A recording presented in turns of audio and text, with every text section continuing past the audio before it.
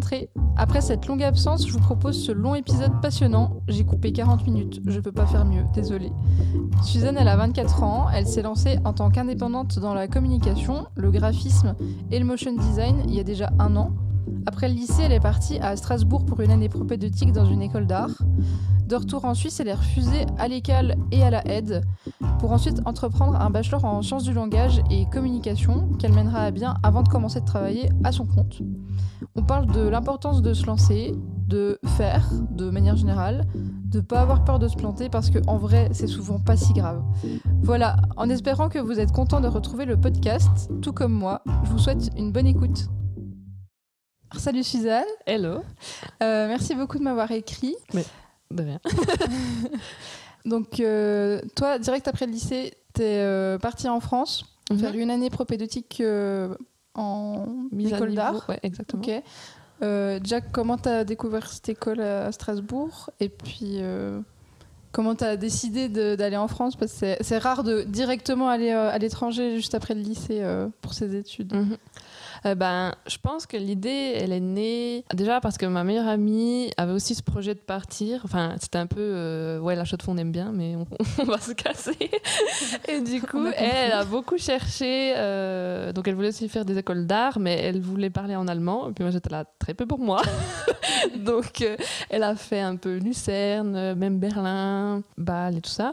Et puis, un peu en symétrie avec elle, je pense, je me suis dit, ça serait bien si je partais aussi. Et je pense que le lycée, je me souviens plus très bien, mais je sais qu'à la fin du lycée, les deux, on en avait vraiment marre. C'était cool, c'était bonne ambiance, mais c'était presque trop facile pour nous. Enfin, c'était tout le temps la même chose. Et puis, t'étais plus trop challengée. Et puis, on était des bonnes élèves. C'est pas méprisant pour les autres gens, mais on était des bonnes élèves. Et puis, tu travaillais pas beaucoup, tu faisais des bonnes notes. C'est horrible, hein, mais parfois, c'est comme ça. Et puis, au bout d'un moment, c'est un peu chiant, je pense, ça. Et donc, il fallait se réinventer et puis partir. Et du coup, alors, c'est peut-être un peu bizarre pour quelqu'un qui habite en Suisse comme ça, mais j'ai un peu été fascinée par la France d'une certaine manière. Souvent c'est les États-Unis comme ça, mais je regardais beaucoup de séries françaises, j'ai lu beaucoup de livres qui se passaient en France, etc. Et j'ai toujours adoré Paris.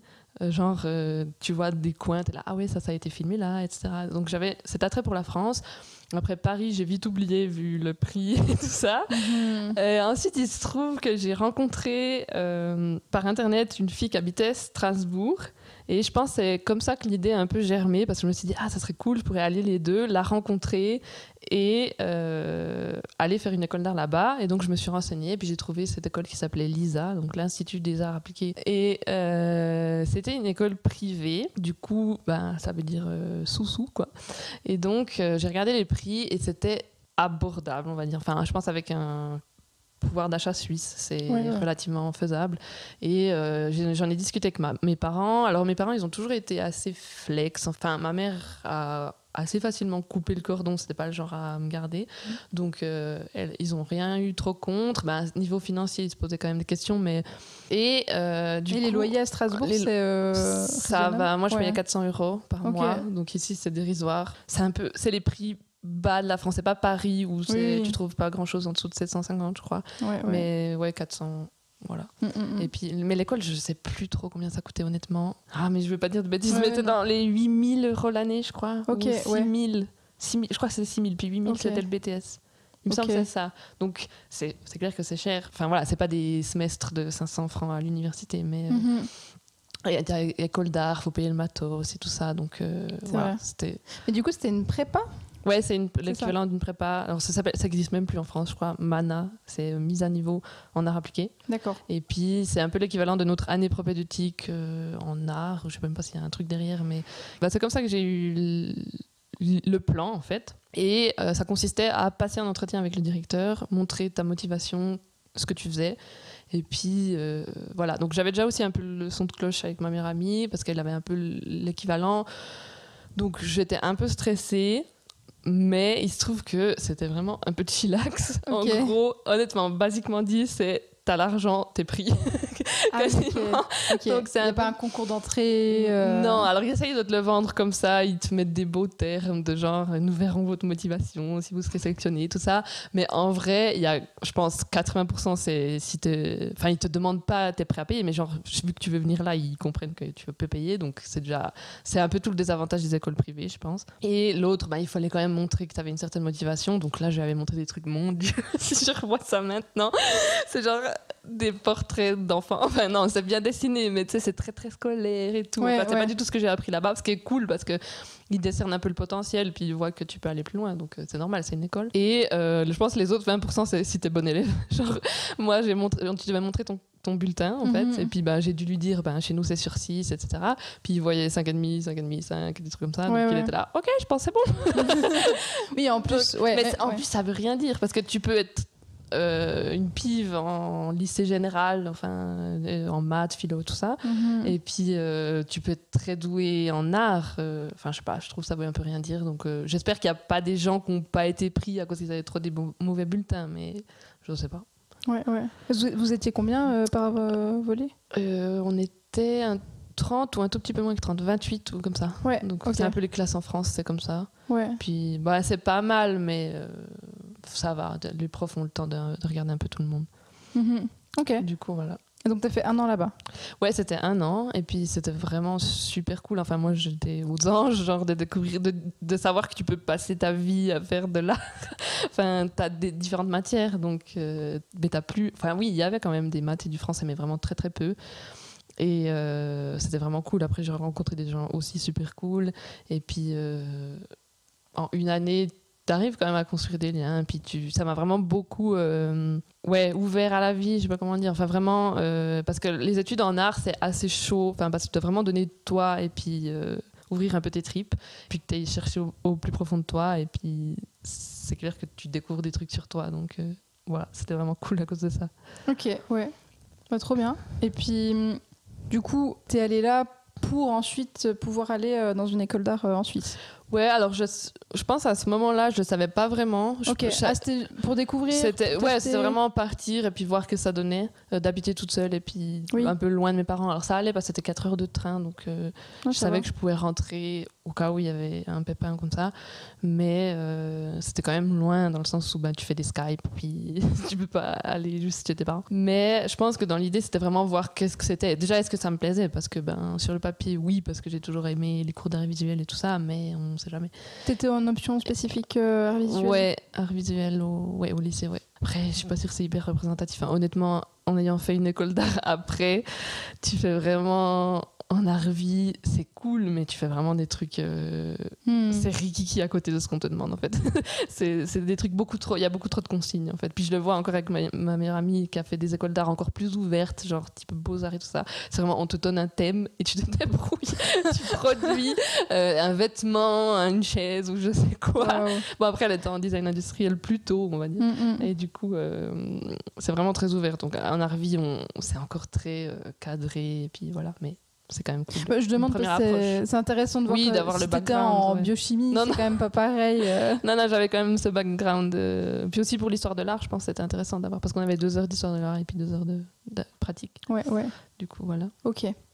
Donc année de découverte. Ouais, année de découverte. Tu te dis, c'est vachement bien là. J'adore créer des trucs. Ouais. Continuons à créer des trucs en Suisse. Voilà, c'est ça. L'idée, c'était que le BTS était de nouveau payant. En plus, j'allais rentrer avec un BTS en Suisse. Et donc, rentrer en Suisse avec un BTS, on ne sait pas trop ce que c'est. Ouais, j'allais pas débourser 16 000 balles pour avoir un diplôme qui vaut quasiment rien en Suisse, en tout cas. Et du coup, je me suis dit, ok, je vais rentrer. Toujours pas l'allemand. Donc, il reste 2 choix, Lausanne ou Genève. Okay, parce qu'il y a beaucoup de bonnes écoles en Suisse allemande d'art? Il y a Lucerne, c'est pas mal reconnu. Ok. C'est là qu'elle a fait la propédeutique, ma meilleure amie. Après, qu'est-ce qu'il y a? Il y a pas mal Berne aussi, il y a Zurich. Il y a des bonnes écoles, mais ça vaut... Ouais, c'est ça. Ouais. Ça vaut l'ECAL et la aide. Enfin, les puristes diront que l'ECAL est plus en haut, mais voilà. Donc, en gros, mes choix, c'était postuler à l'ECAL et puis postuler à la HEAD, donc à Genève, et l'ECAL à Lausanne. Et donc là, les concours, c'est... Déjà, t'apprends qu'à l'ECAL, ils reconnaissent pas la mise à niveau de la France. Yes. Donc, tu dois postuler pour une propédeutique à l'ECAL. Donc, merde. D'accord. et du coup, j'étais là, bon, bah super. Du coup, je me suis dit, bon, tant pis, on se retape une probédutique. Et puis, le truc qui m'embêtait, c'est qu'il faut refaire les concours à la fin de la probédutique de l'école pour entrer en bachelor à l'école. Donc voilà. Ah, donc tu peux faire la propédeutique et pas être pris pour le bachelor. Ouais, alors en tout cas, c'est un risque qui peut exister théoriquement. Je sais pas s'ils prennent tout le monde, mais théoriquement, tu fais une propédeutique et après, tu dois faire des concours pour les bachelors. Donc après, ils ont peut-être un quota réservé aux gens qui ont fait la propédeutique. Mais voilà. Et puis à la aide, par contre, c'était validé, donc je pouvais postuler au bachelor. Toujours, je voulais faire de la communication visuelle, si jamais. Je crois qu'à l'école, c'était design graphique, et puis à Chouette, c'est communication visuelle, mais c'est du graphisme, de la mise en page, plutôt visuel, justement. Et donc, j'avais la chance que ma meilleure amie avait déjà passé le concours à l'école l'année d'avant, donc j'avais un peu son dossier, qu'est-ce qui s'était passé, etc. Elle l'avait juste fait en design industriel, donc c'est pas la même option. Donc, j'ai fait un dossier. Le but, c'est vraiment de présenter ce que tu fais, mais essayer de montrer un cran en dessus que ce que j'avais présenté à Lisa avant. Et du coup, ça s'est bien passé. Donc dans les deux cas, tu fais ça s'appelle un portfolio, donc tu mets en page tes projets. Et puis, ça s'est bien passé, mais en fait, je regrette d'avoir eu cet exemple de ma meilleure amie, qu'est-ce qu'elle avait fait. Parce que je suis vraiment stickée, j'ai vraiment collé à ce qu'elle avait fait. Alors que j'aurais pu beaucoup plus développer mon potentiel en mise en page, parce qu'elle gérait pas trop InDesign et tout ça, tous les logiciels de mise en page, et elle avait fait un truc basique, simple. Alors c'était pas moche, mais c'était vraiment très simple, alors que moi j'aurais vraiment pu me lâcher un peu plus, puis plus montrer mes compétences. Mais j'ai pas osé le faire parce que je me suis dit j'ai toujours été dans les consignes et tout, donc la bonne élève quoi. Et donc j'ai pas eu l'idée de me dire ok, elle a fait ça, mais moi je vais faire ça. Donc je pense que ça m'a un petit peu péjoré, mais il se trouve quand même que je me souviens encore la date, je crois que c'était le 2 avril, j'ai reçu la lettre de l'école qui disait votre portfolio a été sélectionné pour l'entretien. Du coup j'étais là yes, mais genre j'étais là yes, c'est trop bien et tout ça. Et donc, après, la deuxième sélection, c'est tu vas à un entretien à l'école, dans les bureaux de l'école, avec une espèce de jury de, je ne sais plus combien c'était, mais 3 ou 4 profs probablement, ou externes, j'en sais rien. Et en gros, ils prennent ton portfolio, ce que tu aurais envoyé, et puis ils te posent tout un tas de questions. Et c'était horrible. Ça a duré combien de temps ? Je pense 15 minutes, mais je pense que c'est les 15 minutes de l'enfer. Franchement, c'était vraiment horrible parce que j'avais l'impression d'être à l'armée. Et c'est des trucs que j'étais pas préparée en fait. Mais maintenant, je les connais, ces questions, parce que c'est un peu les trucs qu'on pose partout. Mais tu vois, on devrait avoir des cours au lycée. Comment passer des concours, ouais. Parce que je pense que ça arrive à plein de gens qui sont en médecine. Enfin, je sais pas si tu as des oraux en médecine, mais des gens qui veulent faire ostéo, ils ont des oraux, des trucs comme ça. Puis c'est tout le temps les mêmes questions. Déjà, cette question me faisait genre mindfuck. Ils me demandaient tout le temps, vous avez postulé ou d'autres ? Puis t'es là. Mais en quoi ça vous regarde ? Ouais, c'est vrai. Et pourtant, t'as tout le temps cette question. Genre, j'ai une fille, une copine, elle a été à l'AJM, elle a eu à l'Académie du journalisme, et elle a eu cette question. Et du coup, je pense que ça te sert à te déstabiliser. C'est juste ça. Genre, un peu, on veut savoir, puis on sait que c'est pas normal de poser cette question. Enfin, je sais pas, je comprends pas ce concept. Du coup, forcément, tu dis, mais attends, mais si qu'est-ce que je dis ? C'est ça. Ailleurs, du coup, ils vont pas me prendre. Enfin, genre. Exactement. Du coup, je me suis familiarisée avec ces questions d'entretien, quoi. Et donc, il y avait ça. Il y avait aussi, pouvez-vous nous citer des références ? Quels sont vos artistes références et tout ? Puis moi, franchement. Je lisais pas de magazine, enfin quasiment rien. Puis justement, j'avais inventé un truc genre que je lisais, comment ça s'appelle ? Image, je crois. Ouais, c'est un magazine de graphisme, mais genre j'ai dû en voir 3 dans ma vie. Puis j'ai vu juste les couves et du coup ils étaient là. Ok, quel artiste, etc. Bref, ils ont été grattés. Puis je suis sortie de là, je savais que c'était mort. Vraiment, genre j'ai appelé ma meilleure amie, j'étais là. Bon, c'est mort. Un peu plus en larmes que ça, mais voilà. J'étais quand même dans le train, donc. Et franchement, tu sens que c'est mort. Et puis, je pense qu'ils essayent vraiment de déceler ton potentiel. Et puis, voilà. Du coup, j'espérais encore un petit peu, mais je savais que c'était un peu mort. Et du coup, je crois que j'ai reçu une lettre, ou je sais plus, mais comme quoi j'étais pas prise. Et je sais pas si je l'ai reçu avant ou après passer les concours à la aide, mais je pense que c'était avant. Donc, je savais que j'étais déjà pas prise. Et donc là, le concours à la aide, c'est chillax.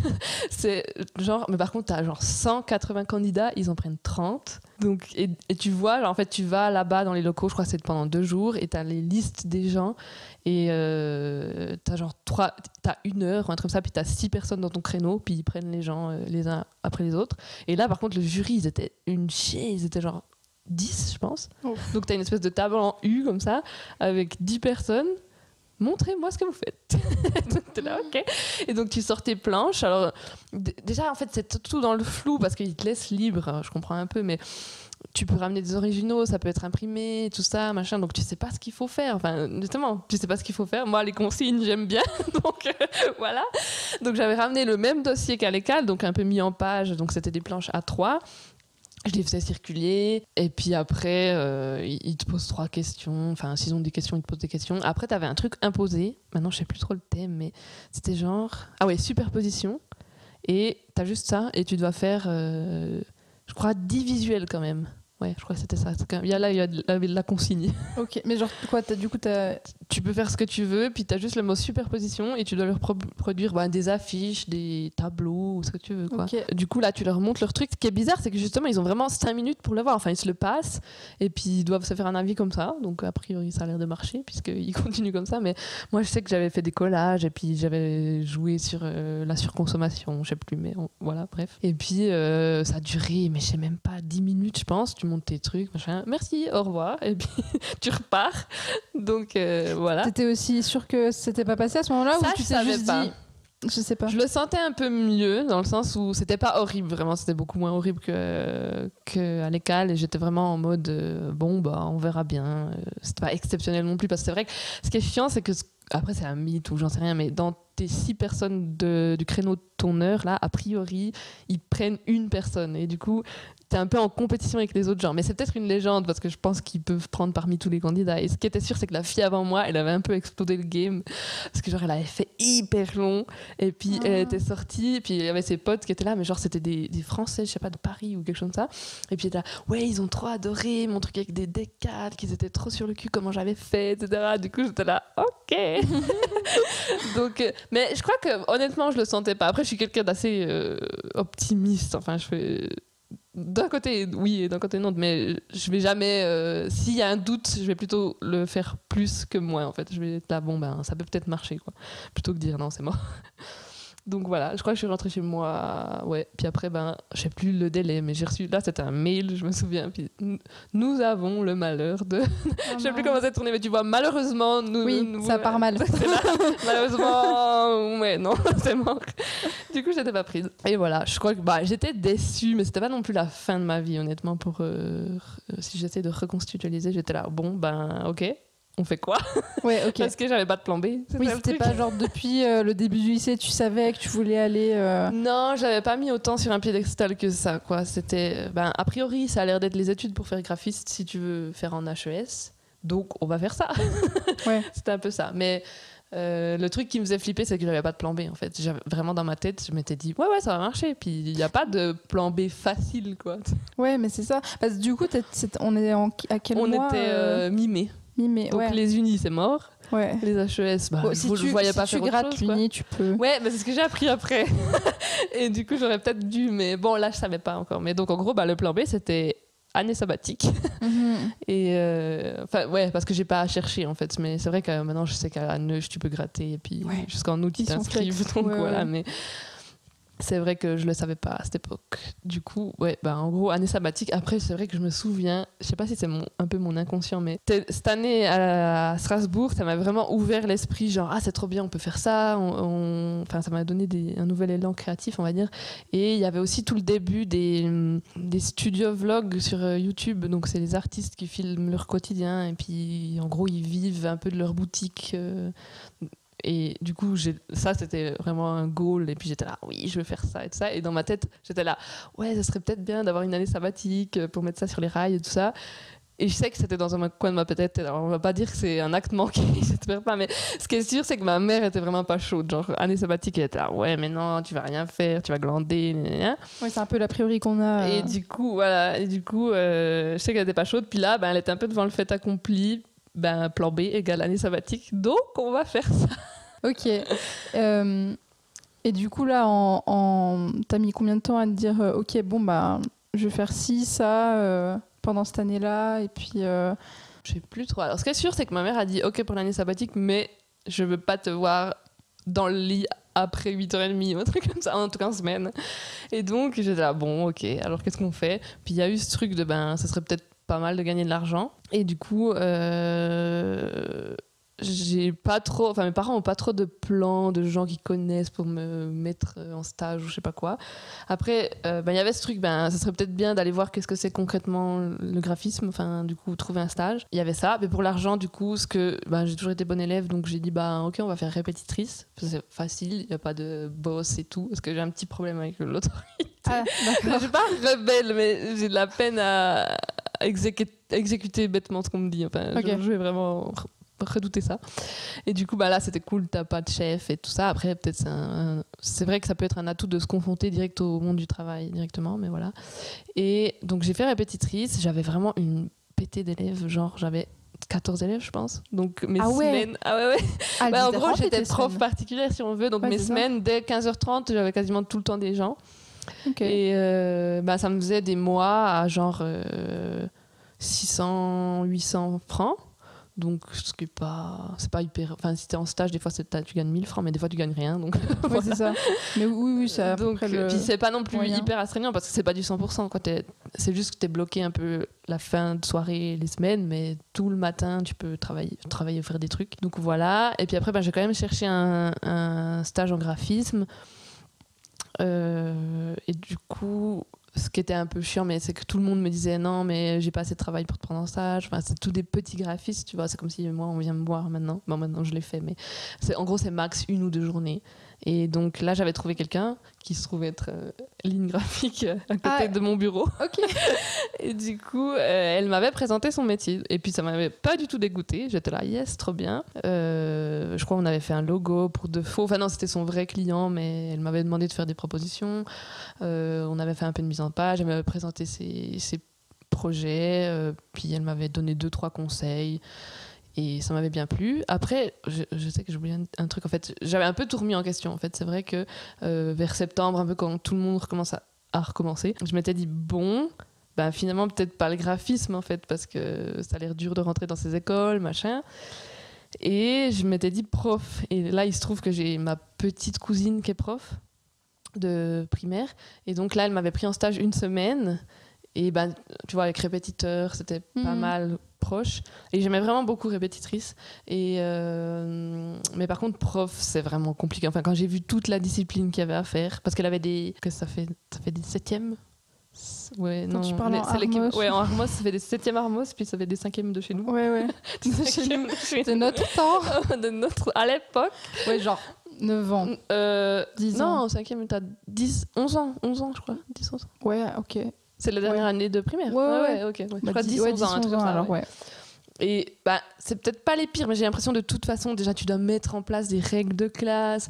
Et déjà, ça te saoule. Ouais, ça me saoulait. Franchement, ça avait tout un processus de genre, quand on a un problème, on vient le mettre, on l'écrit sur un papier, on met dans une boîte et tout. Alors, c'est très chou, c'est pédagogiquement très cool, mais vraiment, moi, ça me saoulait.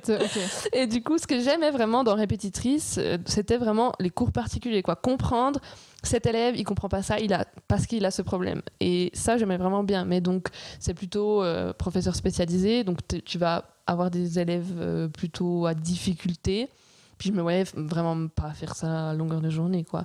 Parce que c'est très cool, hein, mais ça demande énormément d'investissement et puis de trouver des trucs créatifs pour dire, bon, s'il comprend pas ça comme ça, on va le faire comme ça, etc. Puis après, j'ai aussi tout l'aspect que ma petite cousine m'a dit, que les parents... Franchement, il y a tout le monde qui dit ça. Ouais, c'est ça. Et du coup, j'étais là, bon. Faut vraiment, franchement, prof, c'est un métier de vocation. Faut vraiment vouloir transmettre corps et âme. Et puis, voilà, parce qu'avec le nombre de burn-out qui arrivent, et puis, même, je pense, si t'es passionné, tu vas quand même y arriver. Peut-être, c'est hyper triste, mais voilà. Donc là, je sais que j'avais éliminé ça. Je sais plus ce que j'avais écarté, mais je sais que prof, non. Il y avait rien d'autre qui te... Mais même des trucs, genre tu t'es dit, quand j'avais 12 ans, je voulais être archéologue. Non. Est-ce que je vais peut-être pas voir Alors, j'ai ce que très peu eu ça, franchement. Bah, moi, quand j'avais 12 ans, c'était prof. Ok, Et ouais. du coup, j'ai jamais trop coiffeuse, un peu les trucs clichés des filles. Puis, ou pas clichés, même astronaute ou des trucs comme ça, j'ai jamais trop eu. Je vais faire un stage astronaute. Allô, la NASA. C'est juste pour être sûre que c'est pas ma vocation. Non, j'ai jamais trop eu ce truc, genre vraiment j'aurais trop voulu faire ça et tout. Puis après, étant bon élève, t'as toujours un peu ce truc, tu peux tout faire, du coup rien faire. Enfin, tu vois, c'est tellement ouvert que tu sais pas trop. Ouais. Mais je sais plus qui me disait ça aussi, que ouais, en fait t'es tellement bon partout qu'en fait ouais, tu peux tout faire, mais la vraie question c'est qu'est-ce que tu vas faire. Ouais, et puis qu'est-ce qui me passionne vraiment, parce que même si j'ai des facilités, c'est ça, ouais, exactement. Ça peut ne pas me plaire plus que ça, quoi. Et ouais, justement. Et du coup, alors oui, il y a un autre truc que j'ai écarté, mais du coup pas vraiment écarté, c'est ok, peut-être l'Uni, parce qu'en gros, honnêtement, je dois l'avouer, l'Uni c'est facile, on y rentre, on paye le semestre et puis voilà, donc il n'y a plus cette peur d'être rejeté au concours, donc je suis sûre que c'était une solution de facilité d'une certaine manière, et du coup c'est vrai que j'ai toujours aimé la langue et genre les patois, mais aussi c'était pas pour ça que je suis partie en France, mais j'adore nous on dit 80, nous on dit 8 80, enfin 90, 70, oui. Et puis eux ils disent 90 et 70, ouais c'est ça, ouais. Et bon, ça c'est le truc, mais après il y a plein d'autres petites choses. Et j'ai toujours adoré comparer ça, et puis je crois que j'étais allée voir une expo, puis j'avais vraiment adoré en patois on dit ça, c'est quoi une pive, les Français vont te regarder avec des gros yeux. Ils nous regardent avec des gros yeux pour plein de trucs. Ouais.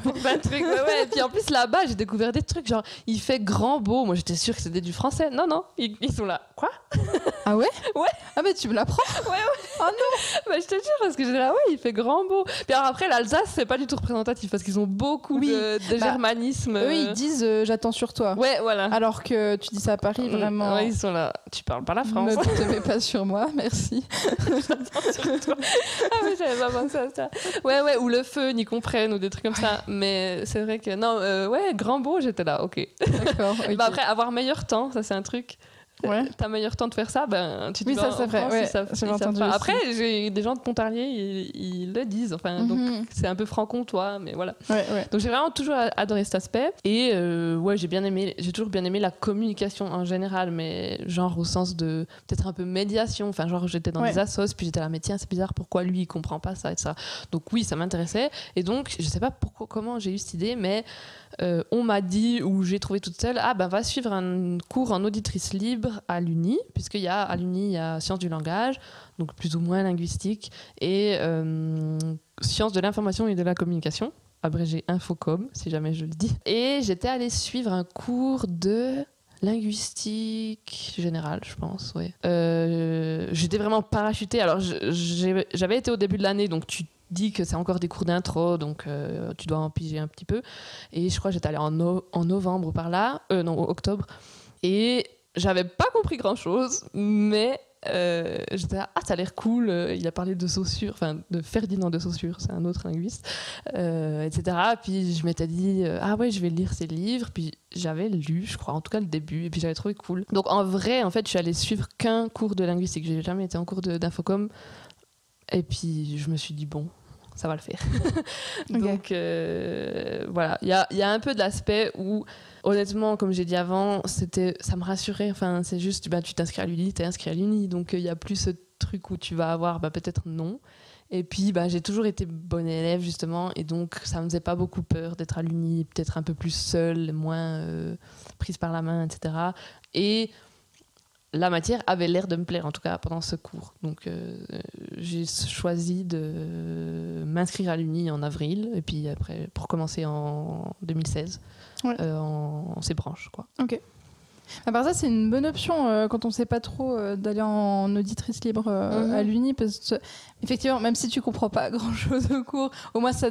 Si t'as jamais été à l'Uni, au moins voir ce que c'est un auditoire, comment se passent les cours, à peu près de quoi on parle. Je pense que c'est une bonne idée. Après, ça dépend un peu tout où, je pense. Oui. Mais c'est vrai qu'en gros, tu te dis, bon, ok, ça a l'air de ressembler à ça. Puis c'est vrai, ça te met un premier pied dans l'uni. Puis tu dis, bon, les gens, ils sont tout seuls, ils s'asseyent tout seuls dans leur classe, ils prennent leurs notes, il n'y a pas des cours déjà préfaits. Puis ça te présente un peu le décor, quoi. Mais c'est vrai que c'est une bonne idée de... Justement, en gros, je me suis inscrite à l'uni un peu pour dire bon on va faire quelque chose, ça sera un bachelor, mais c'est vrai que ce stage en graphisme m'a vraiment pas du tout dégoûté du métier de graphiste, donc c'est marrant que tu dises ça m'a pas dégoûté parce que tu l'as déjà dit tout à l'heure, puis je trouve vraiment que du coup tu dises pas ça m'a plu, ça m'a pas dégoûté. C'est vrai, bonne remarque. En fait je sais pas trop, mais parce que en gros j'ai l'impression, enfin en tout cas il y a beaucoup de gens autour de moi qui me disaient le métier de graphisme, c'est pas ce que tu crois. Enfin, en gros, c'est pas autant créatif, genre t'es une artiste et puis tu fais des trucs et tout ça. Donc, en gros, je mettais un peu le frein de dire bon, ok, c'est peut-être pas ce que je crois. Donc, c'est pour ça que je dis ça m'a pas dégoûté, je pense. Oui, ok. En rapport à ce que les gens te disaient. Ouais, c'est surtout, je pense, ce que les gens me disent. Que, genre, ouais, c'est un peu astreignant, tu fais de la mise en page toute la journée, enfin, tu fais pas forcément des trucs tout le temps créatifs, etc. Mais c'est une balance des deux, hein, comme dans tout métier. C'est ça. Ok. Et du coup, il s'est passé comment ton bachelor en gros, c'était vraiment super. Un truc que je crois pas trop de gens ont dit dans le podcast, c'est les amis à l'uni. Alors moi j'ai eu vraiment beaucoup d'amis à l'uni. Et je sais pas si c'est parce que c'est Neuch puis que c'est petit et du coup je pense que ça facilite. Parce que c'est vrai en com, alors c'est beaucoup des amis en com. On était 120. Je veux pas dire. Mais en gros c'était ça. Mais j'étais assez impressionnée parce qu'on était à peu près 120 je pense. Et ok tu finis par voir les têtes des gens. Je pense que tu vois ce que ça veut dire. Mais en fait, on était une super bonne promo, je trouvais, dans le sens où tu connaissais machin, qui connaissait machin, qui connaissait machin et tout ça. Et puis les soirées, c'était un peu les gens de com et t'étais là. Ouais. En fait, on finit pas. Je pense que je connais genre bien 40 personnes dans ces 120. Ah ouais. Et c'est pas mes meilleurs potes, hein, mais genre je les connais puis on peut discuter. Et du coup, ça c'était vraiment super cool. Donc dès l'entrée, j'ai rencontré une fille qui m'a présenté à 6 autres filles parce qu'elles connaissaient déjà, et puis on était un groupe de 10 en fait de base, et puis c'était hyper cool. Et après au niveau des cours ça m'a assez vite plu. Alors c'était très théorique mais c'est l'uni donc voilà, c'était cool. Après c'était il y a un aspect où direct j'ai compris que ça serait pas de la com genre de la com marketing genre, mais c'est vraiment de la com, comment notre cerveau comprend et intègre les informations. Donc c'est hyper intéressant, mais c'est pas ce que je recherchais parce que c'est plus de la culture générale quoi. En gros, c'est vraiment comment ton cerveau traite l'information. Sciences du langage, c'était vraiment de la linguistique. Donc puis même plus de la linguistique de terrain, on va dire. Enfin, comment tu parle dans la vraie vie en fait, c'est pas la linguistique parce qu'il y a la linguistique générale et la linguistique appliquée, et du coup la linguistique générale c'est vraiment la structure de la langue générale justement, et donc appliquée à toutes les langues, et la linguistique appliquée c'est comment on parle telle langue dans le milieu X, en fait, si tu veux. Et donc, à Neuchâtel, ils ont vraiment un institut en linguistique appliquée. Et donc, c'est plutôt ça. Enfin, il y a pas mal de cours, c'est ça. Donc, moi, ça me plaisait beaucoup parce que aussi, j'aimais beaucoup la sociolinguistique, ce que je te disais avant, les comparer, les parler différents, ça s'appelle la sociolinguistique. Et donc, ça m'a beaucoup plu. Par contre, en com, je m'attendais un petit peu à avoir, gérer une campagne de com, genre pourquoi tu donnes tel message à tel organisme, etc. Et il y a ça, mais genre vraiment très peu. Voilà. Donc il y a 2 cours qui sont comme institutionnels et puis comme stratégie pub. Ouais, je sais pas le terme, on appelle ça strat pub tout le temps. Donc, mais ça, je crois que c'est stratégie publicitaire, un truc comme ça. Et le truc, c'est que ça donne des bases, mais ce cours, j'ai l'impression qu'il a 20 ans de retard. Enfin, non, il a été fait il y a 20 ans et puis il continue de le donner comme ça. Ouais, je vois. Et donc, je sais pas, il y a tellement de choses qui ont changé avec les réseaux sociaux. Et puis, c'est aussi un cours académique, ça veut dire qu'on te demande de prendre c'est une étude de cas. En gros, on te demande de prendre un cas, ce que tu veux, la marque que tu veux, et d'analyser sa communication. C'est pas, on te dit, bon, on a machin, il est venu, il veut faire telle campagne sur tel axe, et on fait quoi ? Et donc, après, voilà, c'est pas des HES, c'est des unis, donc c'est beaucoup plus académique et analytique. Et du coup, voilà, ça vaut ce que ça vaut. Après, la plupart des gens vont pas faire doctorat, enfin, dans ces filières-là. Faut arrêter, faut sortir ça de la tête. Ok, il y en aura peut-être 4 qui vont faire doctorat, mais tous les autres, ils vont finir en agence de com ou je ne sais où, dans le département de com. S'ils aiment ça, s'ils aiment plutôt le rôle de pilier, ils feront autre chose. Mais je trouve qu'à l'Uni, il y a beaucoup de travail où c'est l'étudiant qui doit apprendre, en fait. Enfin, c'est pas ok, on te donne des cours, mais si t'es intéressé, c'est toi à creuser. Puis ok, quand t'analyses, en fait, il faut faire le phénomène inverse. Ok, j'ai analysé, ils ont fait ça parce que gna, gna, gna. Et donc en faisant ils ont fait ça parce que gna, gna, gna, tu te mets dans la position de l'acteur qui a mis en place la campagne de com, etc. Et je trouve que c'est un truc qu'on te dit, en tout cas on ne le verbalise pas. Moi je l'ai compris intuitivement comme ça, parce que j'ai toujours été assez curieuse, et donc quand on me dit A plus B égale C, je vais dire ok, mais pourquoi?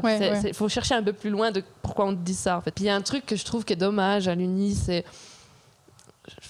je sais pas trop pourquoi, mais vraiment la figure du prof, mais qu'il soit assistant, doctorant, enfin tout ce que tu veux, du prof qui donne le cours, et c'est vraiment limite, il dit la Bible, quoi. Donc les élèves ont vraiment les étudiants du coup ont vraiment de la peine à remettre en question cette parole, et puis dire ok, lui il pense ça, mais moi je suis pas d'accord avec lui, quoi. Et c'est pourtant on te forme à ça, quoi. Le sens critique, c'est dire le gars non, moi je suis pas d'accord avec ça. Et c'est vraiment dommage. Moi j'avais des amis, ça m'a fascinée, parce que quand on a beaucoup révisé nos examens ensemble, justement.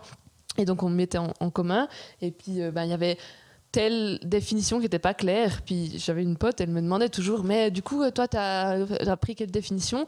Puis honnêtement, Google est ton ami. Enfin, je sais pas pourquoi les gens ils y pensent pas, mais c'est quand même Google, quoi. Je suis d'accord, il faut prendre des trucs avec des pincettes, mais donc moi je googlais, puis je tombais sur des sites genre en linguistique, le CNLRTR, c'est un dictionnaire, enfin qui est assez précis, enfin ça c'est une bonne source. Et du coup, une fois je lui ai dit, mais moi je google les trucs, puis j'étais là, non mais on a le droit de faire ça. Non, c'est vrai? Mais je te dis, mais j'étais là, mais Sophie, s'il te plaît. Non. Mais c'est justement ça le truc, c'est que tu dois faire plus. Et je trouve que c'est dommage, parce que honnêtement, c'est ça l'Uni, quoi. Pour moi, ça devrait être ça. Ça devrait être. L'Uni, c'est googler des trucs. Non, il faut pas faire ça, mais c'est plutôt aller chercher l'info par soi-même. Oui, pour moi, c'est ce que tu es censé avoir appris à la fin de ton bachelor. Et justement, apprendre à trier tes sources et savoir où chercher et quelles sont les infos valides. Enfin, c'est ça qui est important, parce que après, non, t'as plus un gourou qui te. C'est ça, il n'y a plus quelqu'un qui dit il faut me croire. Et puis, effectivement, c'est un truc qu'il faut apprendre, et c'est important de savoir chercher après, l'info, quoi. C'est ça, ouais. Mais du coup, voilà. Puis après, pour être un peu plus annexe au bachelor, je suis rentrée dans l'assoce en communication qui s'appelle Commit à l'UNIN.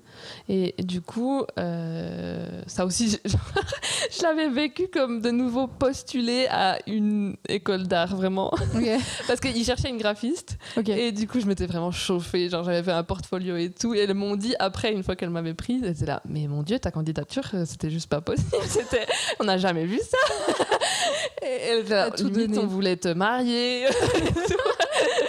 Du coup, c'était vraiment trop cool. Donc là, je sais pas pourquoi ça m'a tant que ça attiré, mais elles l'ont vraiment bien vendu quand elles étaient venues présenter un cours comme ça.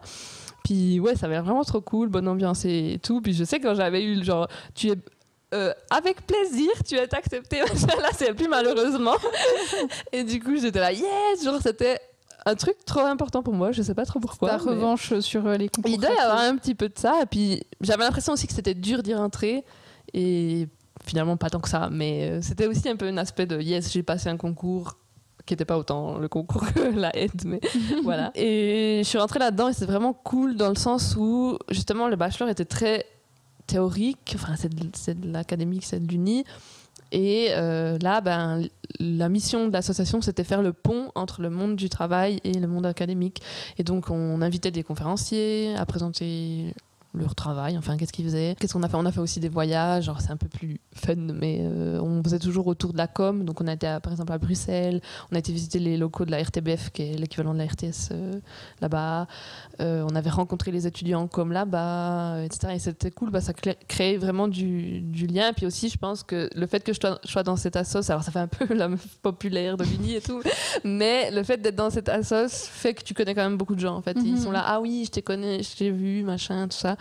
Et du coup, c'était cool aussi parce que je crois qu'avant nous, la sauce, elle marchouillait. Enfin, il n'y avait pas une chier de gens qui allaient aux événements et tout ça.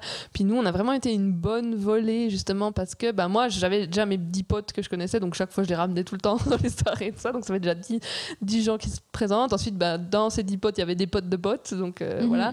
Et puis, je sais que la présidente qui était là déjà depuis 2 ans, elle trouvait ça vraiment trop cool que les gens, ils étaient enfin intéressés. Et puis, ils venaient aux soirées, ils venaient aux conférences. Puis, c'était pas juste les soirées, c'était aussi les conférences, apprendre des choses sur le monde de la com et tout. Et donc ça, c'était vraiment trop cool. Donc j'ai fait en tant que responsable audiovisuel même, là-bas, parce que je faisais les visuels. Et puis j'ai aussi fait des films de after movie de voyage, enfin des choses comme ça. C'était vraiment super parce qu'il y avait cet aspect pratique où là, t'étais là, ok, je suis une assoce de com, comment on se vend? Puis on fait justement ce travail de c'est quoi comment on fait notre communication. C'est rare. Alors après, à l'Uni, pour le faire maintenant en dehors de l'Uni, c'est vrai que c'est quand même facile parce que tu envoies des mails à tout le monde, tu as les carnets d'adresses de tout le monde. C'est assez facile d'être visible. Après, est-ce que les gens ils viennent pas? C'est une autre question. Et c'est tout le travail, il faut en profiter, quoi, que ça soit fait pour toi, que justement, tu as les mails de tout le monde, tu as des panneaux, des écrans dans les bâtiments et oui, tout ça. Vrai. Et tu as les réseaux sociaux. Souvent, tu demandes à une autre assoce qui partage ton événement, puis il repartage derrière, etc. Et ça, il faut vraiment en profiter de ce tissu de partage qui existe déjà. Et puis, voilà. Ok. Donc, ouais. Du coup, les trucs que tu regrettes peut-être pas apprendre en cours ex cathedra, tu t'as appris en assos, sur le terrain plutôt. Ouais. Ça, je recommande vraiment aux gens. Là, j'ai eu quelqu'un en stage justement, puis elle est venue juste une journée, puis elle voulait découvrir le métier que je fais, plutôt graphiste justement. Et puis je lui ai dit mais rentre dans une assoce. Alors bon, elle était en France donc je connais pas trop le tissu associatif, mais à Chaux-de-Fonds il y en a tellement, enfin à Neuch aussi. Donc je lui ai dit mais rentre dans une assoce, fais-toi graphiste de l'assoce, puis tu verras que tu dois faire des affiches qui accrochent l'œil. Et puis voilà, elle avait pas l'air très convaincue quand je lui ai dit. Ah ouais. Mais pour les auditeurs et les auditrices, c'est vraiment un bon plan, enfin parce que tu t'as pas de pression, c'est une assoce donc au pire tu te loupes puis tu te loupes, quoi. Enfin, oui, normalement il y a personne qui t'engueule vraiment, y a pas normalement la hiérarchie de la sauce ne permet pas à un boss de t'engueuler parce que normalement t'as pas de boss, mais après il faut vraiment pas merder mais t'as vraiment un terrain de testage à ta disposition, et donc faut y aller. Enfin c'est un stage non rémunéré, mais c'est un stage où tu vas apprendre plein de choses qui vont de toute façon t'être utiles. Il n'y a rien qui sert à rien. Déjà, rien que dans le management d'une équipe, c'est déjà pas mal, parce que de toute façon, t'es jamais tout seul. Et du coup, t'apprends de toute façon à comment tu gères des gens, quoi. Donc, c'est déjà pas mal. Ce qu'on ne te dit pas, c'est... il va falloir te construire ton métier, en fait. C'est, ok, t'as un bachelor ou un master... Puis après, je l'ai compris très vite parce que justement avec Stassos Commit, on regardait un peu les profils des gens, je sais plus pourquoi, mais et puis tu vois que le directeur de la RTS, je crois, peut-être c'est plus le même, mais il a fait genre allemand, histoire et français en bachelor en allemand. Ouais. T'es là, what? Après, c'est aussi une génération. Justement, j'avais fait une visite à la RTS et tous ceux qui ont plus que 30 ans, c'est justement des gens qui sortent de lettres et puis qui justement. Où ça n'existait pas, genre Infocom, ça n'existait pas à son époque. Donc ce genre de profil, c'est vrai que tu en retrouves pas mal, il me semble. Mais j'ai l'impression, même maintenant, j'ai quand même l'impression que il faut que tu te construises ton métier. Et puis je vois mes amis là qui ont fait le même, alors elles ont fait un autre pilier que moi, mais qui ont fait comme elles partent vraiment dans toutes les directions, quoi. Il y en a des qui sont en stage à Berne pour la promotion de la Suisse, des autres dans la culture, dans les concerts, vraiment partout, quoi. Donc c'est pas parce que ça fait plein de choses. Voilà, c'est ça. Et du coup, après tu dois de nouveau te poser cette fameuse question, qu'est-ce qu'on fait? Parce que mais c'est bien aussi parce que du coup ça t'oblige à te dire ok, c'est quoi qui me plaît vraiment, je veux faire quoi. Moi je trouve aussi bien, c'est clair que c'est bien parce que ça t'ouvre les portes, mais même dans des trucs plus cadrés, comme mon copain il a fait l'EPFL en physique et il me parlait de quand il a dû chercher un travail après. En fait, t'as tout qui est ouvert. Tu peux faire du nucléaire, tu peux faire. Il avait postulé pour poids, les métries, genre qu'un mètre, ça mesure vraiment 1 mètre. Il y a des gens qui font ça. Un poids, c'est 1 kilo, c'est vraiment 1 kilo. dont tu ne parles jamais. Ouais, voilà. Ou après, il aurait pu bosser dans les puces pour les cartes d'identité. Enfin, pas vraiment les puces, mais des cartes d'identité qui fait que c'est une vraie carte d'identité. Ou des trucs un peu dans les matériaux. Puis là, maintenant, il a fait du photovoltaïque, donc des panneaux solaires, mais il aurait pu faire plein d'autres choses, alors qu'il a un diplôme. Puis si tu regardes aussi ses potes de l'uni, ils ont fait plein de choses différentes, quoi. Et donc, c'est peut-être un truc qu'on devrait plus dire, parce que des fois, moi, autour de moi, j'ai eu des amis qui étaient vraiment paralysés, genre, mais qu'est-ce que je vais faire? Puis c'est un truc aussi, peut-être faudrait éduquer les parents à arrêter de nous dire ok, puis ça fait quoi? Parce que ça, c'est un truc... tu sais pas, quoi, c'est tellement ouvert que c'est vraiment tu fais petite étape par petite étape. étape. C'est vraiment tes stages, ton expérience et ton envie, parce que mon copain, il a aimé le photovoltaïque, donc il s'est spécialisé dans les couches minces. Alors c'est des délires d'ingénieurs, mais voilà, on les laisse dans un coin, les ingénieurs. Mais du coup, c'est ça qui va faire que tu vas avoir telle carrière, et encore c'est des bien grands mots, mais je trouve qu'il faudrait arrêter de dire aux gens ok, puis ça donne quoi après, parce que tu peux tout faire, quoi. Tu peux vraiment être directeur de musée, que sais-je. Donc voilà. Ouais, c'est ça. Mais c'est ce que je disais aussi quand on me demandait du coup, tu vas faire quoi comme métier, alors que j'ai même pas commencé l'économie. Je suis là, mais aucune idée. Enfin, genre, je vais voir. C'est ok de voir et de justement s'écouter à chaque étape et puis dire ok, alors là, je m'oriente où, et puis clairement, depuis de voir qu'est-ce qui te plaît, qu'est-ce qui te plaît pas, parce que de toute façon, dans toutes les formations, tu vas avoir des trucs qui te plaisent et des trucs qui te plaisent pas. Le but, c'est qu'il y ait le moins qui te plaise pas, mais il y en aura de toute façon, c'est ça. Et du coup, pourquoi tu n'es pas actuellement en master? C'est un peu ça. C'est pas assez de pratique. Non, c'était beaucoup trop théorique. Alors justement, j'ai toujours cet aspect où j'ai très bien réussi mon uni, et donc on me disait genre oui, tu vas aller en master, enfin c'est la suite logique, c'est pas genre j'ai galéré à c'est ce que j'allais dire, parce que t'as toujours été une bonne élève, voilà. Du coup, puis ça s'est pas arrêté à l'uni, parce que des fois il y a des gens c'est un peu le choc avec le lycée justement, mais ça a continué, et puis j'aurais les capacités d'aller en master, mais j'ai eu des potes qui ont été en master, et puis notamment à Fribourg il y a un truc qui s'appelle Business and Communication, je crois, et elle me racontait un peu ses cours, puis j'étais là, ok, c'était la même chose que le bachelor. Voilà. Et du coup, j'en avais vraiment marre. Et j'ai dit que déjà depuis la deuxième, en fait mon bachelor s'est bien passé, mais c'était long, quoi. Enfin, j'en avais vraiment marre, et puis dès le milieu de la deuxième, donc c'est la moitié du bachelor, je voulais que ça s'arrête, quoi, pas au point que j'allais tout planter, parce que c'était intéressant, mais au point que t'es là, c'est long. Et puis ce truc où en fait j'ai eu cette phrase un peu, je crois, c'était un peu au moment où je commençais à écouter des podcasts, et dont Nouvelles Écoutes, justement, où il interroge des gens qui ont suivi leur rêve, si on dit basiquement, c'est à peu près ça.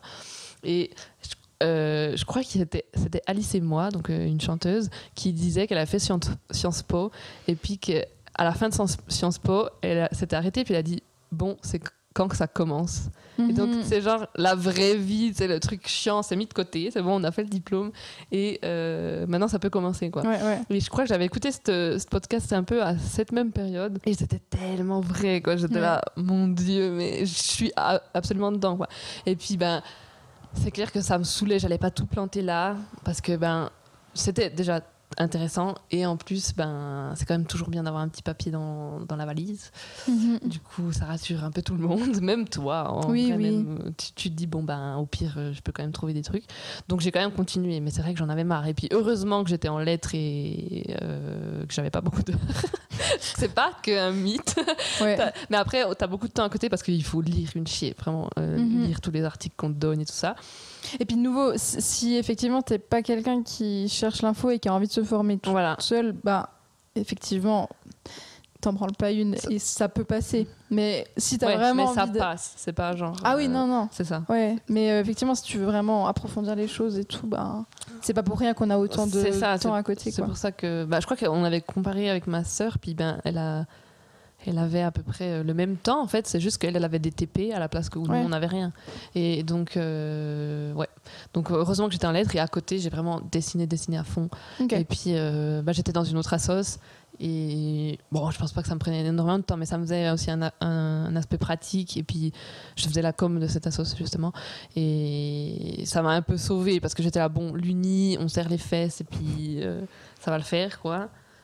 Mais c'est pas ma vraie vie, c'était un peu ça, quoi. J'ai l'impression d'être pas dans la vraie vie. Et puis, j'avais ce truc, c'est un peu horrible à dire, mais j'avais ce truc dans le sens j'avais un peu une petite voix dans ma tête qui me disait ça me ferait chier de mourir maintenant. C'est genre que t'es pas dans la bonne voie, puis tu sais que t'es pas dans la bonne voie, du coup si tu meurs maintenant c'est la merde.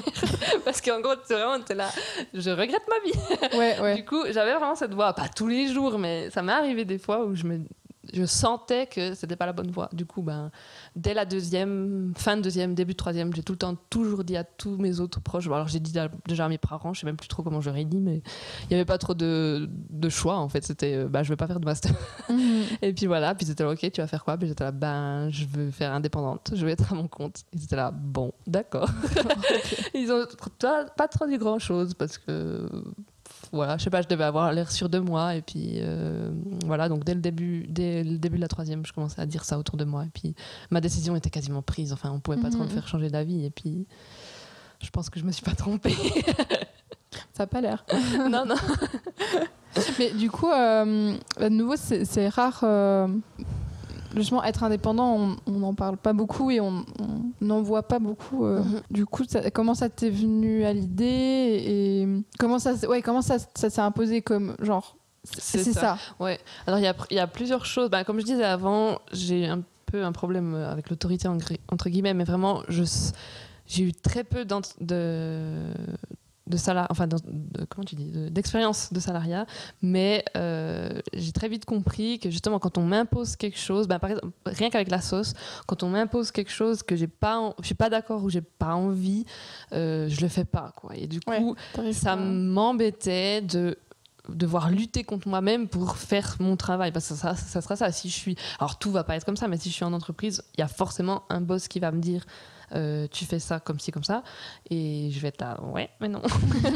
Et du coup ça va être peut-être 50% du temps, mais c'est déjà trop pour moi. Donc il y avait ce facteur là, ou alors tu tombes sur le bon manager. Voilà, c'est bien de manager. Ouais, c'est ça. Je dis pas que ça existe pas, mais il y a quand même un aspect. Mon copain il est salarié et il s'épanouit très bien là-dedans, il a l'air en tout cas, il m'a jamais dit qu'il voulait faire autre chose, mais il a cet aspect où il sait lâcher prise, enfin il va dire bon il y a un machin qui veut qu'on le fasse comme ça, donc on va le faire comme ça. Mais moi, après j'ai aussi appris durant cette année, parce que on n'a pas des boss mais on a des clients en indépendant, donc c'est un peu la même chose. Mais je sais pas, j'arrive à prendre plus de distance. Enfin, je suis là, ok, il me paye pour faire ça, donc voilà. Après, tu peux aussi te dire ça avec le salariat, donc c'est clair que c'est des choses à trouver avec toi, en fait. Si ça te convient, ça te convient. Si ça te convient pas, peut-être cherche ailleurs. Du coup, il y avait ça. Il y avait l'aspect où, je pense que j'ai quand même été influencée par ces podcasts que je disais avant, parce que c'est un peu ça. En gros, on te pousse à vivre tes rêves, et puis tu te dis finalement ça doit être possible.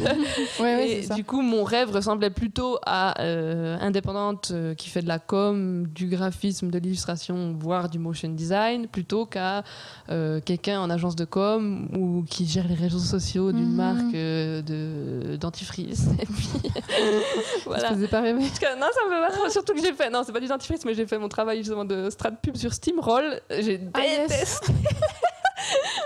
Mais de nouveau, je pense que c'est aussi une différence France-Suisse. En France, ils sont très Startup Nation. Et je pense qu'ils ont plus ce truc de se mettre en indépendant. Ouais. Je pense, je sais pas. C'est un truc un peu qu'à la côte maintenant, j'ai l'impression. Et puis, tu crois je plus sais pas. Que vraiment de pays. Je sais pas si c'est vraiment global de pays ou comme ça, mais j'ai l'impression que ça a vraiment clairement la côte maintenant. Et puis c'est pas pour. Enfin, je suis pas sûre qu'il y a 10. Bon, après c'est incomparable parce que j'avais pas le même âge, mais s'il y a 10 ans, est-ce que j'aurais forcément pris ce chemin-là? J'en sais rien.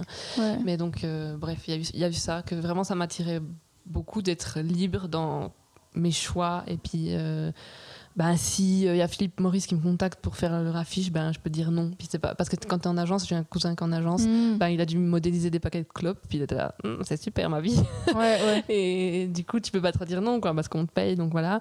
Après il faut bien manger, donc il faut faire des concessions, mais ouais, il y avait vraiment ça qui m'attirait. Il y avait l'aspect que tu t'étais libre, tu pouvais faire ce que tu voulais. Puis j'avais envie de le tenter. En fait, j'étais à un stade où j'en avais tellement marre du bachelor que je m'étais dit, faut le tenter. Et puis tu verras bien si ça marche ou ça marche pas. Enfin, tu peux que avoir les réponses si t'essayes. En fait, tu ne saurais pas avant aussi de savoir foirer ou pas. Puis ça foire rarement. Enfin, ça peut foirer, mais c'est pas vraiment foiré. T'as pris un virage qui fait que, voilà. Donc moi, je trouve en tout cas ça foire rarement. Mais oui, c'est vrai. C'est toujours, tu retombes un peu, tu fais un saut périlleux, puis tu retombes sur tes pattes. Ouais, mais c'est bien de le dire. Ouais. Mais oui. C'est vrai qu'en fait, tu vois ça de manière très binaire, genre soit je me plante, soit je réussis de ouf. Mais en fait, non, je vais. Clairement pas. Ça va aller, juste peut-être que mes journées vont pas ressembler à ce à quoi je m'attendais, mais. Ça, puis peut-être, ok, t'arrives peut-être pas à vivre de ça, mais est-ce que ça veut vraiment dire que tu t'es raté? Je suis pas sûre. Ouais. Peut-être ça te convenait pas, peut-être tu préfères l'avoir en hobby. Je connais aussi plein de gens enfin plein, 2, 3, mais qui ont vraiment investi leur passion, surtout dans la vidéo. Ils ont fait de la vidéo en job et puis ils ont été dégoûtés de ça et en fait ils se sont dit bon, finalement j'aime la vidéo, mais en hobby.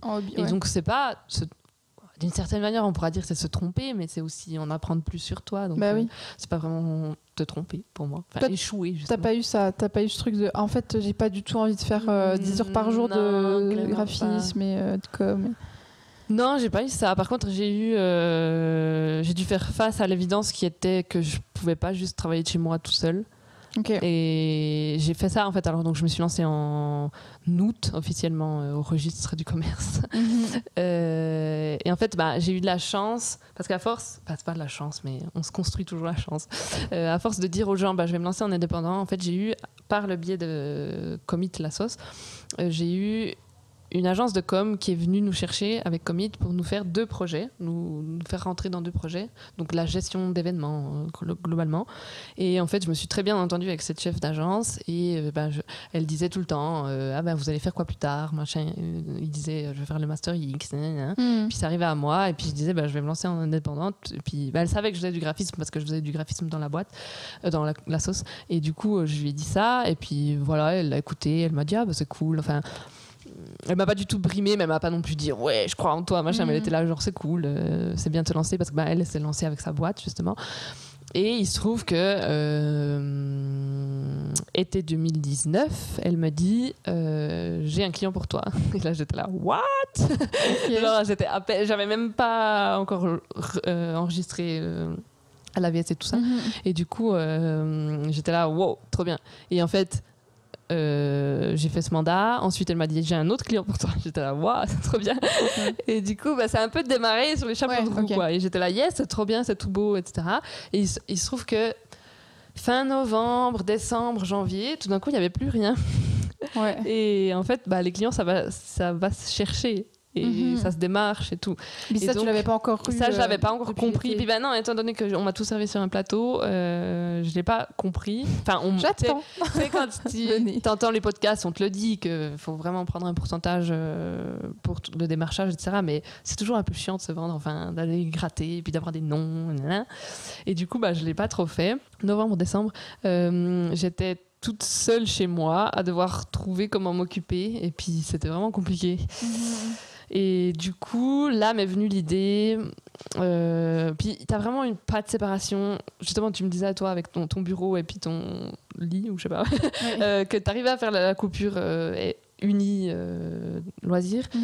Mais moi, j'avais une pièce. On a déménagé avec mon copain dans un truc plus grand et j'avais une pièce pour mon atelier. Puis on s'est vite rendu compte que c'était un petit peu con parce qu'on passait nos soirées chacun dans notre pièce. Et c'était un peu chelou parce que moi, mes écrans, ils étaient d'un côté, puis lui dans le salon. Et du coup, on faisait des trucs en lien avec genre cette sauce dans laquelle on est, etc. Mais il y avait besoin d'être devant un écran, mais c'était un peu bête, quoi. Donc on s'est dit on déménage mon atelier dans le salon, et du coup j'étais dans le salon. Donc le matin je me réveillais, tu te forces à t'habiller pour te dire que tu fais quelque chose, tu vas dans le salon, ensuite tu sais que tu as une cuisine pas trop loin, tu vas grignoter un truc et tout ça. Et c'est vraiment dur de se concentrer et tout. Alors quand tu as du travail, tu le fais, mais c'est vrai que quand toi-même tu dois structurer ta journée, puis en freelance tu as toujours des trucs à faire, genre refaire ton site, refaire ton portfolio, etc. Faire du contenu pour Insta, des trucs comme ça. En tout cas, dans le milieu où je suis. Et du coup, c'était vraiment compliqué. Et aussi, ça a mis une mauvaise dynamique dans mon couple. Enfin, c'était vraiment très dur de... Je sais pas, il y avait un truc où c'était comme si mon copain trouvait pas que je travaillais, et puis en vrai je travaillais pas, et du coup c'était pas qu'il était méprisant, mais il y avait un peu ce truc bizarre, enfin bref, c'était un peu chelou.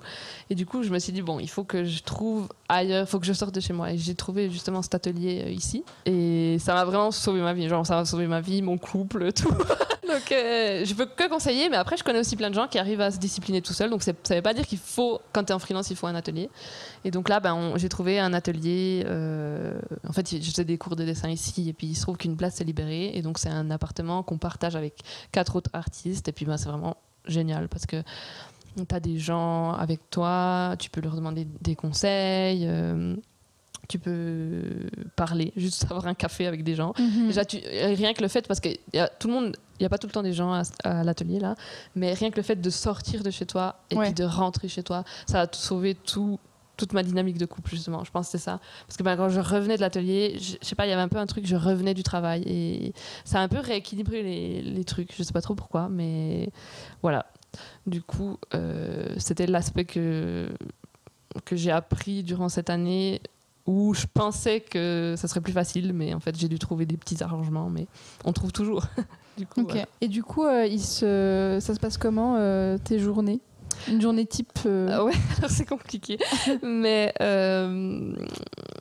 en gros, j'ai trois activités principales qui sont faire de la communication, faire des identités visuelles, donc vraiment dans l'identité de marque, comment on fait un logo, une typo, enfin quel typo on choisit, etc. Et faire du motion design et de la vidéo, ça va ensemble. Donc le motion design, si jamais tout le monde ne comprend pas, parce qu'on me demande quand même, c'est une sorte d'animation, c'est animer soit des personnages, soit des formes, voilà. Et donc c'est surtout utilisé dans la pub, hein, parce que voilà. Et une journée type, ça va être compliqué, mais je vais peut-être faire un projet type. Donc en gros, souvent on me contacte, on vient me trouver parce que on veut que je dessine, que je fasse la communication, que je fasse des clips de pub, etc. Et ça, c'est aussi ce que je vois, c'est que ça se développe vraiment au réseau. Il faut vraiment se construire un réseau. Alors on le dit dans les trucs de start-up justement, mais c'est vraiment tu connais machin qui connaît machin qui connaît machin qui va te donner du travail. Il y a clairement ça. Rien que déjà le début, comme j'ai commencé, je connaissais cette nana d'agence qui avait pas beaucoup de budget, mais quand même un peu. Et du coup voilà. Et donc ça on me contacte. Ensuite je vais recevoir un brief qui va être plus ou moins flou en fonction de ce que le client a conscience. Et voilà, après souvent je vais faire un entretien avec les clients, ou par Skype ou par réel, et ensuite je fais des premières esquisses. Ça c'est pour de l'illustration, mais après pour les identités de marque, je fais un espèce de mood board où je montre un peu l'ambiance de la marque. Et puis après je fais des propositions aux clients, ensuite ils me renvoient ce qu'ils choisissent.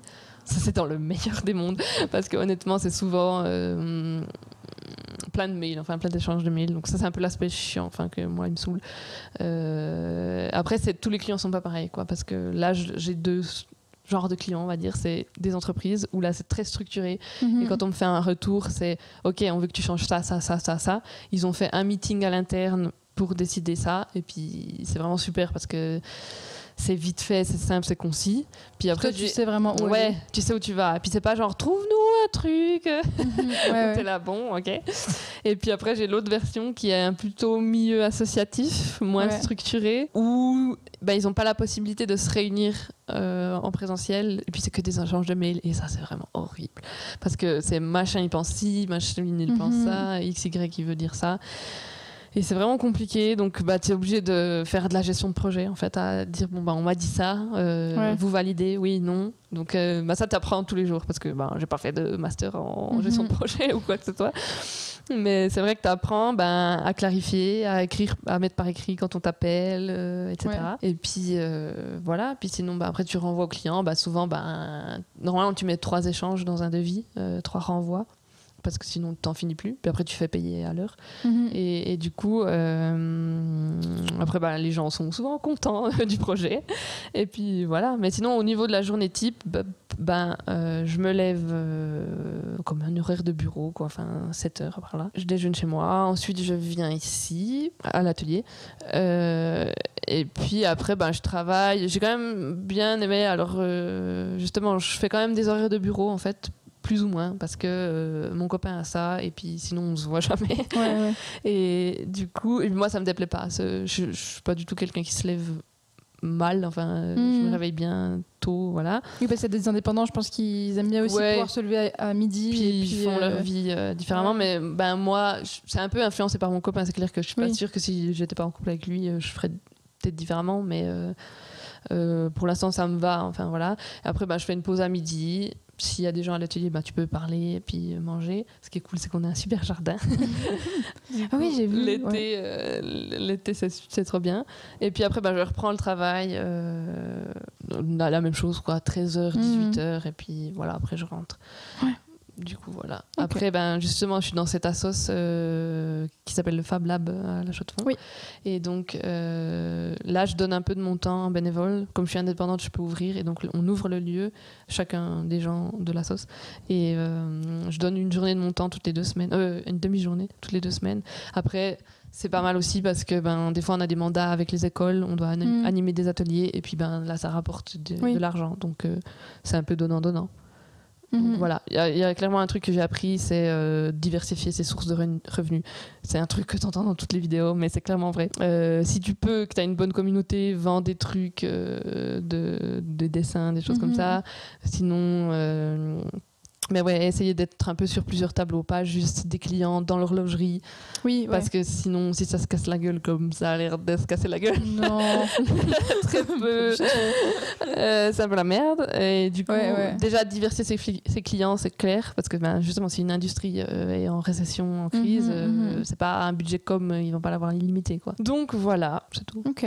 Et justement, du coup, financièrement, si tu veux pas dire de chiffres, tu dis pas de chiffres, mais juste financièrement, du coup, cette première année, elle s'est passée comment ? Alors, c'est un peu spécial avec le Covid, justement. Ouais. Donc, honnêtement, t'apprends, on te le dit aussi la même chose, que les freelances, ils ont des salaires en dents de scie, mais c'est vraiment vrai. Genre, à ces débuts-là, j'ai eu 2 mandats qui ont bien marché, enfin voilà. Et tu te dis, je suis le roi du pétrole. Et après, tu vois les 2 mois suivants où tu es là, mais il n'y a plus rien. Et donc, il faut vraiment l'anticiper. Puis... Il faut... après, je suis vraiment pas très dépensière parce qu'on a un peu un mode de vie minimaliste avec mon copain. Donc, j'achète globalement de la nourriture et des voyages et de la distraction, mais j'achète très peu de vêtements, d'électronique ou des trucs comme ça. Donc, c'est clair qu'il faut acheter ce dont tu as besoin. Je pense qu'il faut épargner, alors pas au sens de forcément le mettre de côté, mais savoir qu'il est dans un coin, puis voilà. Donc ça, il faut vraiment faire gaffe. Et puis là, cette année était un peu particulière avec le Covid, puisque en mars, moi j'ai eu mes mandats, on m'a dit oui, on te rappelle.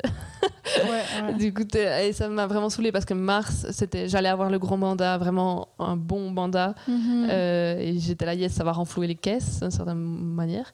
Et puis là, on me dit, alors lui, le client, il continue à y croire, puis moi j'étais là, non mais laisse tomber, enfin, moi je savais déjà que c'était mort. Puis chaque jour il m'appelait, oui, alors on continue et tout. J'étais là, non mais ça va être repoussé, Et puis jusqu'au jour où il m'a dit, ça va être repoussé. Je le savais.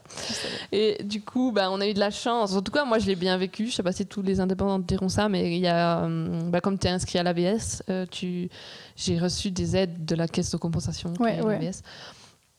Et moi, honnêtement, ça m'a satisfait.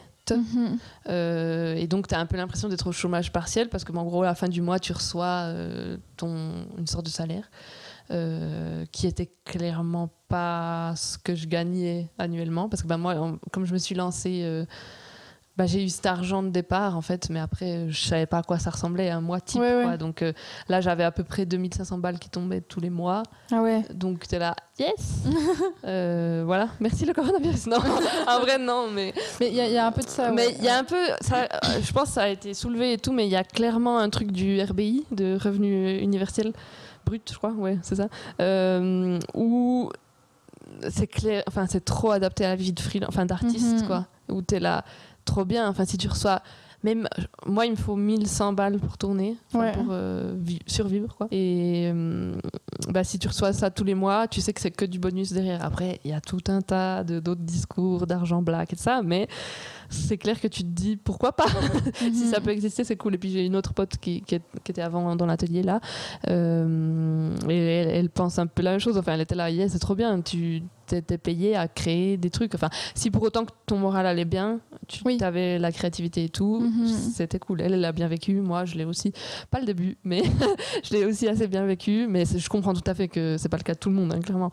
Mais voilà. Du coup, c'était un petit peu différent de chaque année. Mais là, justement depuis le mois, enfin mon client m'a dit mois de juillet, tu peux ne pas partir en vacances parce que ça va être décalé à là, quoi. Donc j'ai tout planifié. Je vais quand même partir en vacances début juillet, mais après j'ai direct enchaîné, donc tout ce mois d'été j'ai travaillé, et là je vois l'argent revenir, et puis je me fais un peu moins de soucis parce que voilà. Mais aussi je sais pas pourquoi, mais j'ai vraiment eu trop de chance, genre le 11 mai, donc déconfinement un peu officiel on va dire, j'ai vraiment un appel qui sonne de l'agence de com avec qui je travaille.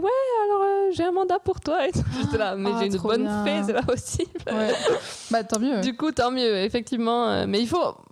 C'est un truc, franchement, je suis pas de nature comme ça, à vraiment me laisser porter. Et puis, voilà, on verra bien ce qui. Je suis un peu flippée quand même. On verra bien ce qui. Mon copain peut en témoigner.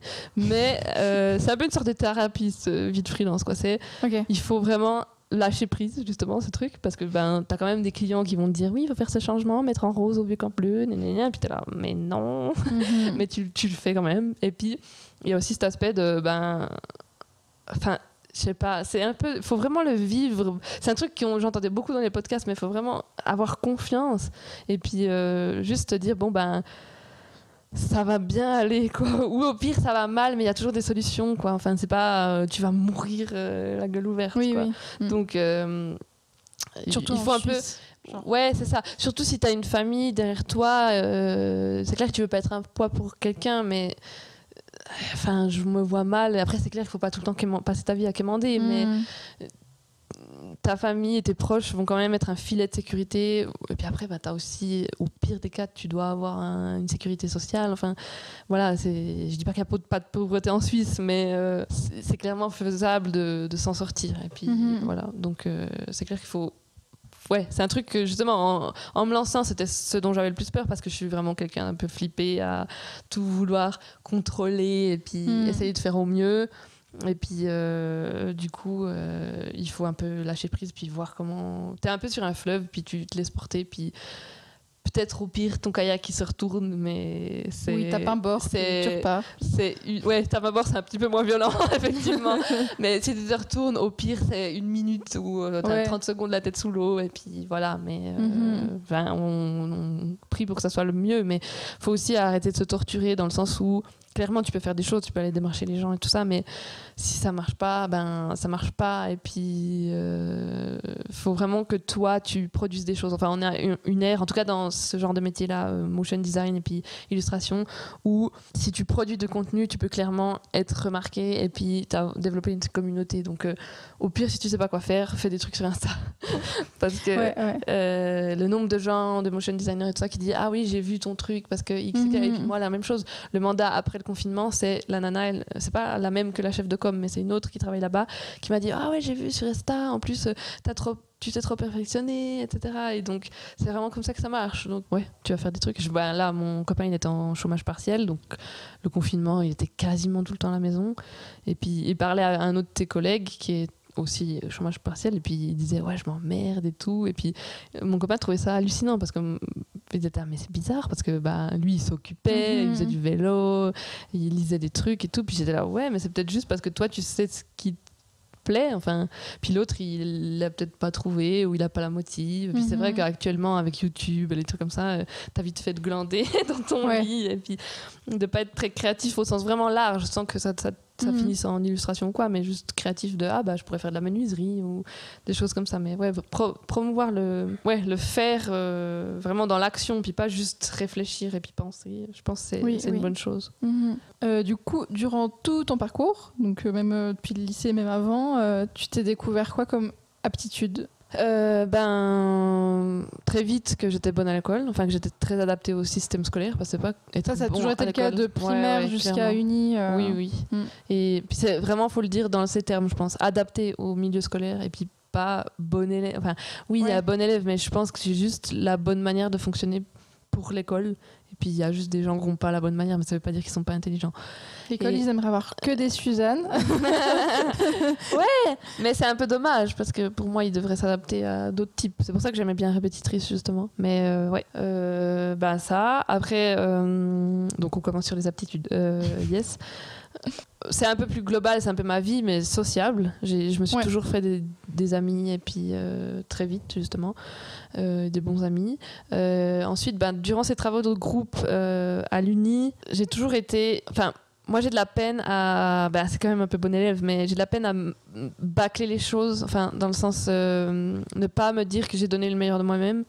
Et du coup, vraiment, je comprends pas ces gens qui rendent des travaux puis disent, au pire, au mieux, j'aurai 4. Je suis là, mais quoi ? Mais c'est sur 6. Alors, je le juge un peu, je suis désolée, mais c'est juste vraiment, je comprends pas. Ah, c'est vrai. Non, mais mon copain est comme ça. J'ai une pote qui est exactement comme toi. Okay. Et pareil, du coup, elle fait tout à la place de tout le monde parce que pour elle, c'est impossible qu'elle rende un truc pas parfait, quoi. Et puis en école d'art, c'était clairement ça. Mais mon copain est aussi un peu comme ça. Mais c'est juste, c'est pas sans vous juger, du coup. Je comprends pas les phénomènes dans le cerveau. Enfin, je suis là, c'est pas possible. Moi, j'ai honte si je fais ça. Vraiment, je suis couverte de honte. Et genre, j'ai envie de me mettre en boule. Et puis, c'est vraiment chelou comme réaction. Mais ça m'est déjà arrivé de le faire. Et genre, j'étais là, je suis vraiment pas bien. Donc voilà. Mais mon copain était du genre, il a passé sa scolarité à 4,5, 4. Et puis, c'était juste, on travaille parce qu'il faut faire 4. Mais voilà.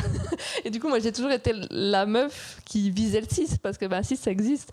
Et mais c'est génial. Ouais, mais ça met une pression. Enfin, il faut se calmer aussi à un moment parce que si t'as pas 6, c'est pas la fin du monde, vraiment.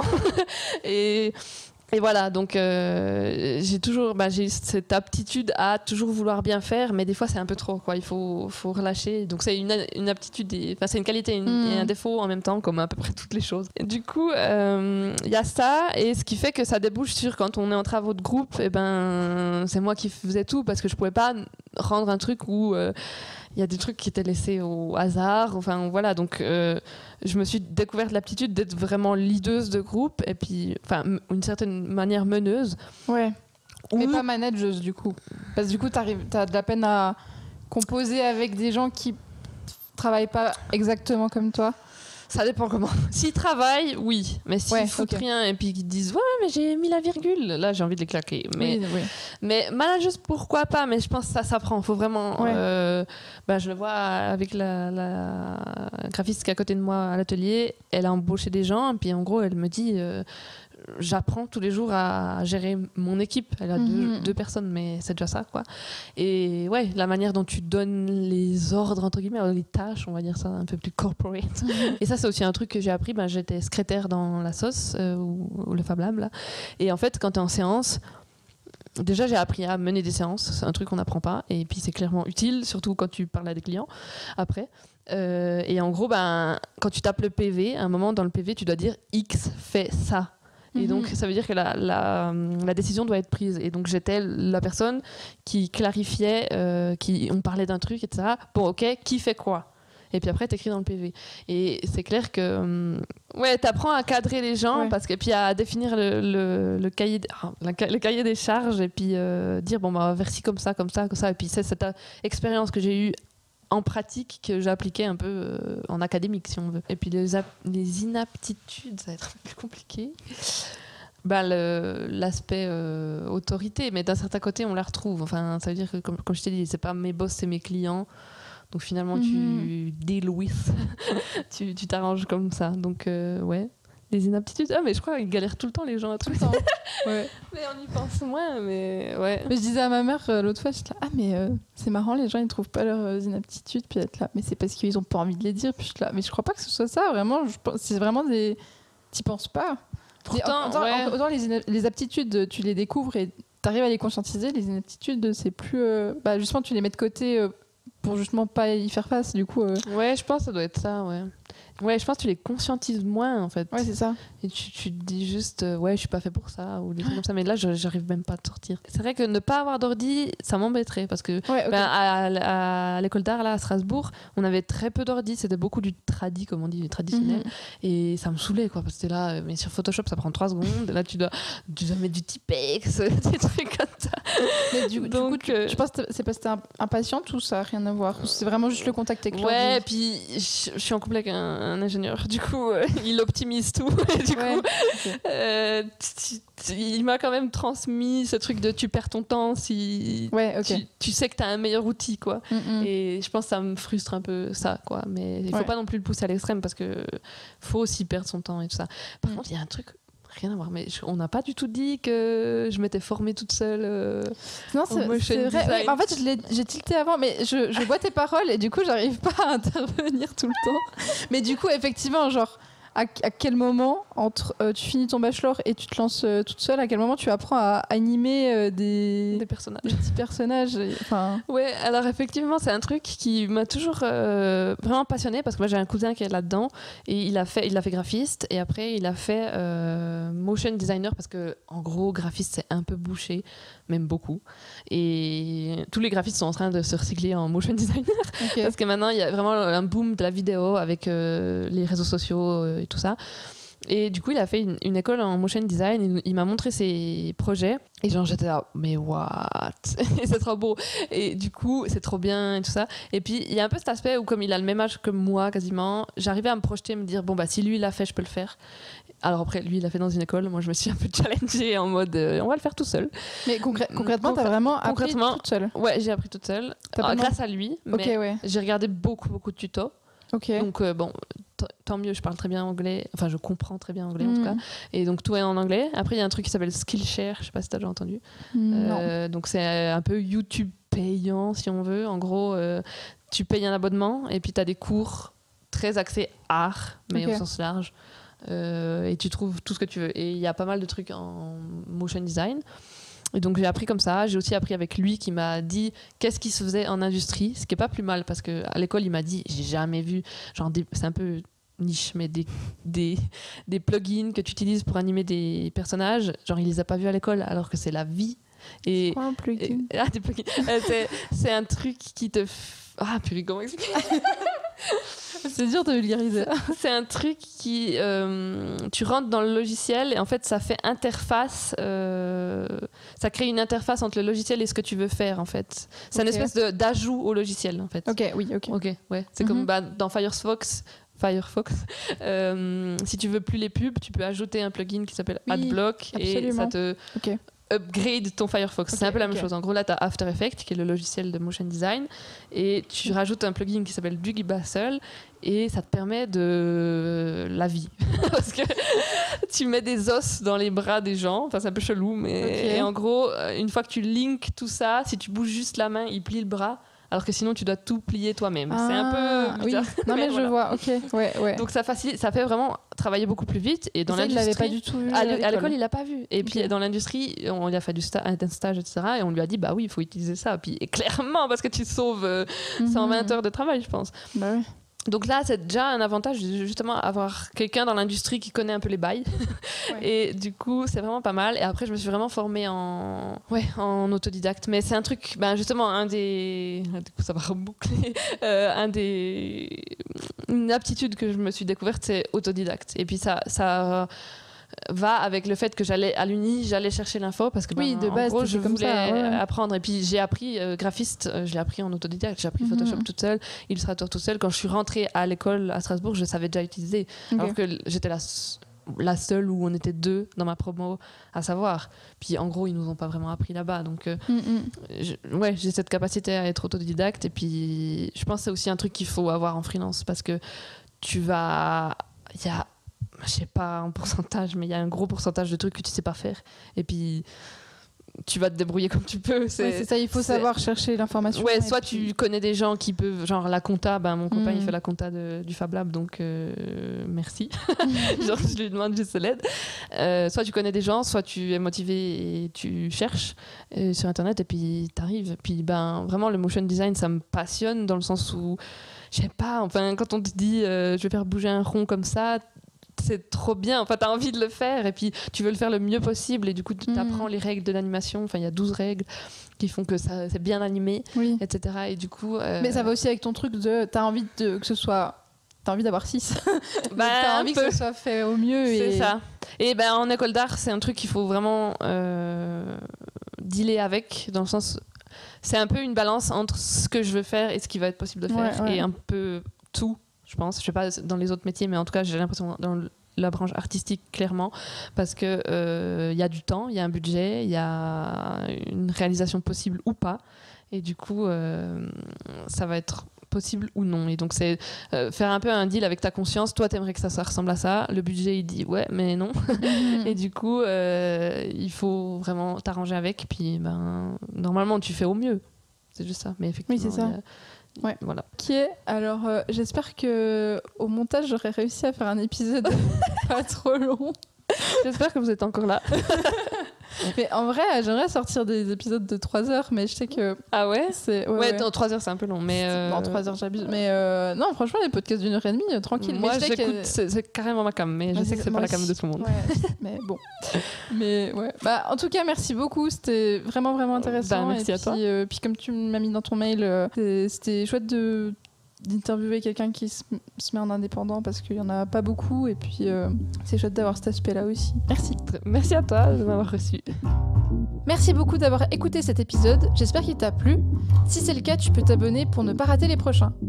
Si tu veux m'écrire, tu peux laisser un commentaire sur YouTube, m'envoyer un message sur Instagram ou Facebook, ou m'envoyer un mail à l'adresse mesetudesmesdoutesетmoi@gmail.com, tout attaché.